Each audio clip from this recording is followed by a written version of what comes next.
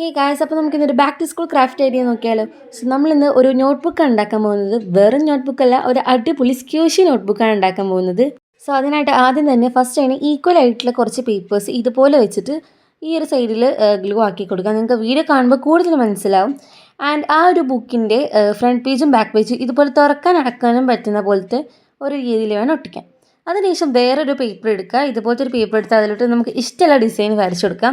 ഞാൻ അക്രിലിക് പെയിൻ്റൊക്കെ വെച്ചിട്ട് ഒരു ക്യൂട്ട് ആൻഡ് കവായി ആയിട്ടുള്ള ഡിസൈനാണ് ഞാൻ വരച്ചു കൊടുത്തിട്ടുള്ളത്.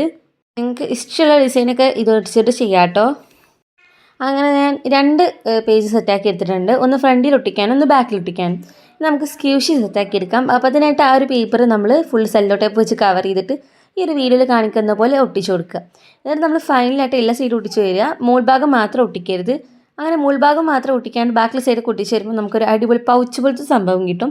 അതിന് ടോപ്പ് ഭാഗത്ത് കൂടെ നമ്മുടെ കോട്ടൺ മിക്സ് ചെയ്തിട്ട് അതിനുള്ളിലോട്ട് വെച്ച് കൊടുക്കുക. എന്നിട്ട് സെല്ലോ ടാപ്പ് വെച്ചിട്ട് ഒന്ന് ഒട്ടിച്ച് കൊടുക്കുക. അതേപോലത്തെ ഒന്നും കൂടി ഞാൻ ഉണ്ടാക്കി എടുത്തിട്ടുണ്ട്. ഇനി വേറൊരു പണിയില്ല, നമ്മുടെ ബുക്കിലോട്ട് ഡയറക്റ്റ് നമ്മുടെ ആ ഒരു സ്ക്യൂഷി ഒട്ടിച്ച് കൊടുക്കുക. അതെങ്ങനെയാണ് ഒട്ടിച്ചുള്ളത് നിങ്ങൾക്ക് ഈ ഒരു വീഡിയോ കാണുമ്പോൾ മനസ്സിലാവും. സോ ഇത്രയുള്ള നമ്മുടെ സ്ക്യൂഷി നോട്ട്ബുക്ക് റെഡി ആയിട്ടുണ്ട്. ഭയങ്കര ഈസി ആയിട്ട് ഉണ്ടാക്കാൻ പറ്റുന്നതാണ്.